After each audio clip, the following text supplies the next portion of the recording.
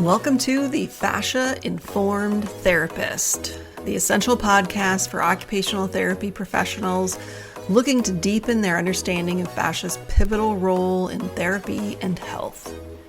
I'm your host, Amy Mayer, an experienced occupational therapist, practice owner, and dedicated educator. Here we'll dive into the fascinating world of fascia, exploring its significance in the human body and its critical influence on occupational therapy practice. Each episode will bring you cutting-edge insights, expert interviews, and practical strategies to help you confidently integrate the science of fascia into your therapeutic approach. Whether you're a seasoned practitioner or just starting out, our goal is to equip you with high-quality, evidence-based, and fascia-informed continuing education opportunities that will enhance your skills and benefit your clients. So join us as we unravel the complexities of fascia and transform the way you practice occupational therapy. All health and wellness practitioners are welcome. Let's learn, grow, and evolve together. Hi, this is Amy, and this is another edition of the Fascia-Informed Therapist. Today, I'd like to talk about a client that I evaluated this morning. We offer two different evaluation options. One is a new client evaluation, and it's an hour and a half where we do our evaluation, then we have time for treatment. And then we also offer a complex new client evaluation. And this is a 2-hour, and we suggest that people with complex issues or long medical history or who just want extra time for treatment in the first session schedule the complex evaluation. I was contacted by this client's mom. The client is 18 years old, and yes, I did ask permission. It was such an interesting evaluation. I asked them if I could discuss the case on the podcast because the information and their experience and so relevant to fascia and fascia science. So yes, I have the permission to talk about them, but I still won't say their names or anything. But they came from about 4 or 5 hours away. They were in town for another reason and contacted me when they knew they were coming to see if they could get in for a consultation, evaluation, and a treatment session, primarily to learn about what's going on with them and to get some ideas for self-treatment. And so the mom is in the biz, so she had heard about myofascial work and had found out about us and our work with TMD issues, TMD disorders, or TMD. So the client is 18 years old and has had TMD symptoms now for about 2 years. And along with the TMD, she's been having headaches, a lot of tightness in the neck and shoulders, and then also which often happens as the session rolls on and we start talking about other things, oh yeah, my knees have also been bugging me. And she has these really tight spots on the medial part of both knees that will actually sometimes just catch and cause her to have a lot of pain. And then, oh yeah, and I also have plantar fasciitis. And oh yeah, I've also been getting a lot of headaches. So these things just sort of start rolling out that are, even though in the evaluation I specifically asked, do you have any other areas in your body that are also of concern or they feel tight or, cause you any problems? So, and at that time, I pretty much got a no. And then these other things roll out. That it happens all the time. So anyway, this is such an interesting case because this particular 18-year-old has been doing a sport since she was 8 years old. But between 8 and 10, she wasn't doing it seriously. When she was 10 years old, she started getting really serious about the sport of shooting. And I don't know anything about this particular sport, but got a huge education today, and it's absolutely fascinating. In order to do this sport, you have to assume very specific postures, and you have to hold them very still for a very long time. And when you're doing competitive shooting, you do a standing position, you do a kneeling position, and then you do a prone position. So you're shooting from 3 different postures, vantage points, I guess. I probably won't use the right lingo. In a competition, the competition can be, I believe she said, about 3 hours. So you're holding each one of these positions for about an hour, potentially longer. And then when you're practicing, you're holding the positions even longer. And of course, you're always shooting from the same position. It's not something you can go back and forth on. As she's explaining some of the things that are going on in her body, and I'm looking at her posture, there's just super clear signs from my perspective on what's going on. And one of those is Thomas Meyer's book, Anatomy Trains, and then there's also other published literature from other authors about some thicker, denser lines of fascia in the body. Of course, the fascia is all interconnected, but there's these thicker, denser lines that are there in order to help support function, help prevent injuries, and to help us have more coordinated and efficient movement. The line that kept coming to my mind when she's talking and then she starts describing all these other issues is the deep front line. And so the deep front line goes from the jaws down deep through the body, and then also there's an attachment point on the inside of both knees. And she, when finally got my hands on her, she absolutely had extremely tender inner thigh above the knee area. And so I taught her mom actually some things to do there, as well as things to do in other places in the body. But I think it was incredibly enlightening for this girl to look at the poster I have of the deep front line and say, oh yeah, that spot and that spot and that spot. And of course it runs through the core of the body. And she also has issues with digestion and painful cycles. So again, tightness, a lot of symptoms right along that deep front line. Now, do I know with 100% certainty that her whole deep front line is tight? Of course not. Can't open her up and look at that. But it certainly tracked along that line. Her symptoms tracked is what I mean by that.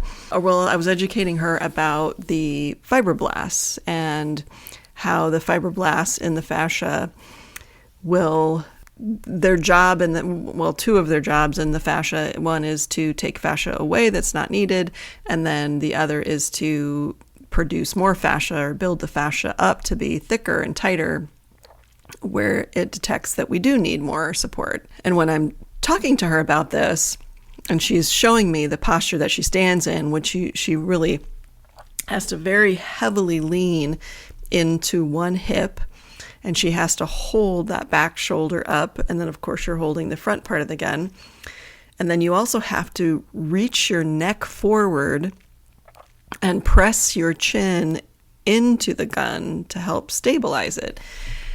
And I'm like, wow, like 10 years of that position. No wonder that her fascia's worked really hard, and those fibroblasts in your fascia will adapt for you to what your body perceives that you need based on that mechanical input. And that can be for good or that can be for bad. And it definitely, when you have that thicker, denser fascia all on one side, and then you want to go do lots of other things in a symmetrical way, like simply walking, that's going to be a challenge. Now, this particular young lady is doing lots and lots and lots of other things too on top of this. She lives on a farm and she does a lot of farm chores. She's very good at exercising. She probably isn't nearly as affected as other people are. And as we got to talking about the whole shooting sport, the mom was telling me that it is actually very common for kids that do the sport to develop scoliosis. It's actually very common for kids who grow up shooting to have back surgeries early and end up having hardware installed in their backs because of the sport. It made me think about a couple other clients that I've had who grew up playing soccer. So they grew up, one in particular that I'm thinking about was a woman who was in her late 20s, and when she came to me for her evaluation, this was many years ago, she was angry. She was very angry because soccer is also something that can be very one-sided. The plant and then the kick, the plant and then the kick. Yes, there's other, more bilateral motions going down the field, but depending on what you're doing, a lot of planting and kicking. And so that had actually created a lot of torque in her body.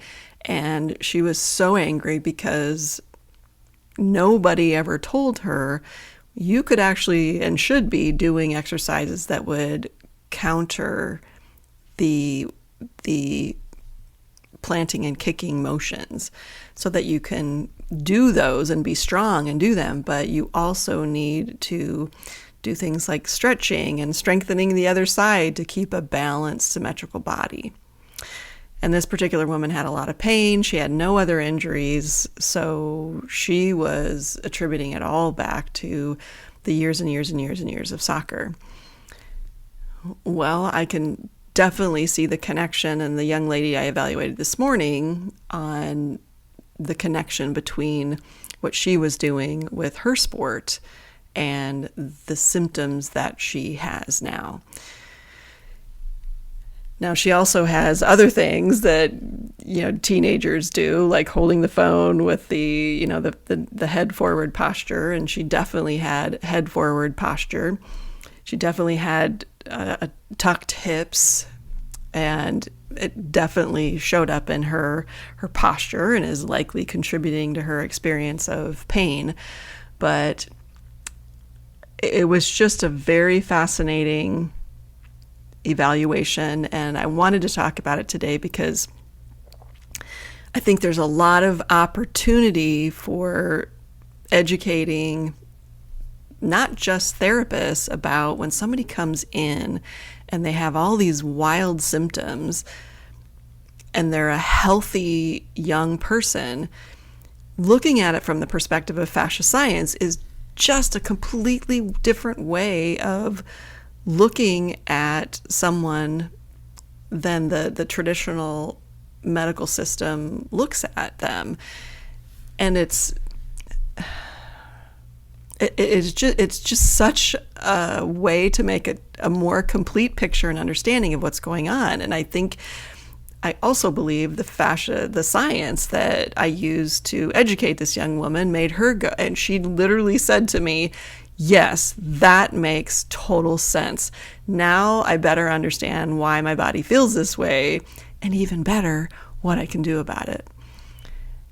And then the next level of opportunity I see here is educating coaches and parents who are working with kids who are doing sports like this and helping them understand how there's something that they can do to prevent future problems, especially in a sport where it's common knowledge that kids end up having scoliosis and back surgeries.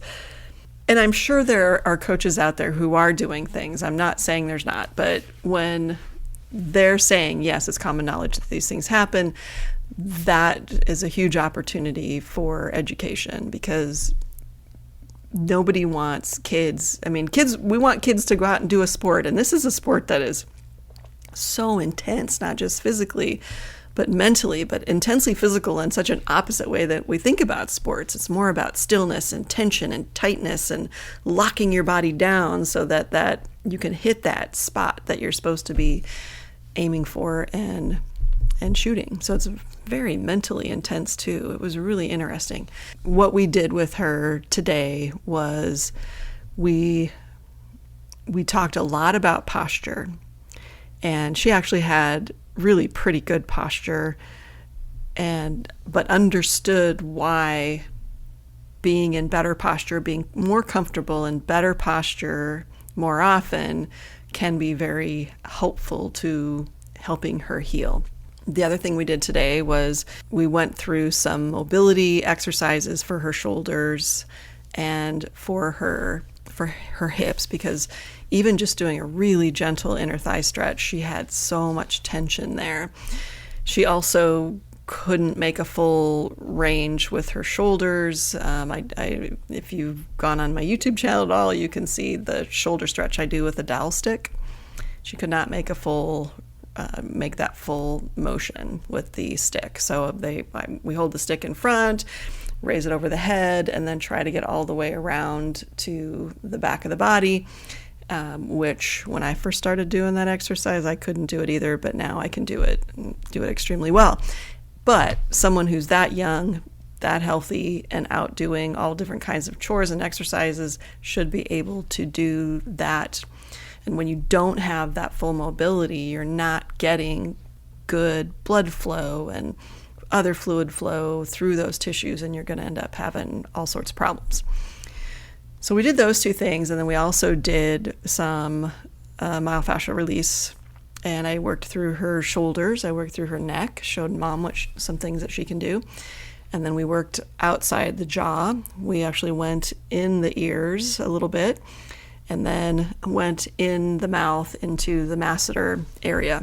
She got up and said, wow, it feels a whole lot looser, feels a lot better. And then we went through a couple things, and then I was talking to Mom as we were wrapping up and getting ready to leave, and she yawned, and she goes, oh my God, I just yawned and my jaw didn't click.